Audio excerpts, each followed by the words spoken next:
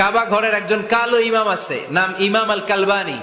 উনি লন্ডনে একটা ইন্টারভিউতে বলেছেন, আমার মায়ের বদ্দুয়া আমাকে কাবা ঘরের ইমাম বানিয়েছে। লন্ডনে একটা কনফারেন্সে উনি ইন্টারভিউ দিচ্ছিলেন। ওনাকে বলা হলো, কাবার সব ইমাম সাদা ইমাম, আপনি কালো মানুষ, কেমনি ইমাম হইলেন? উনি বললেন, আমার মায়ের বদ্দুয়া আজকে আমাকে কাবা ঘরের ইমাম বানিয়েছে। উনি বললেন, আমি ছোট্টবেলা অনেক বদের হাড্ডি ছিলাম, আমার মতো দুষ্ট আমার এলাকায় কোনো ছেলে ছিল না। মানুষের গালাগালি, মারামারি, দুষ্টামি, ভাঙচুর, চেঁচামেচি, চিৎকার, বিশৃঙ্খলা আমার মতো কেউ বেশি করতে পারতো না। কিন্তু আমার মা ছিল অনেক বড় আল্লাহওয়ালা। আমার মা জানতেন আল্লাহর কাছে দোয়া করার কত বড় পাওয়া। আমার মা যখন আমার উপর রেগে যেতেন, আমার মা জানতেন রাগের মাথায় বদদোয়া দিলে বদদোয়া কবুল হয়ে যাবে।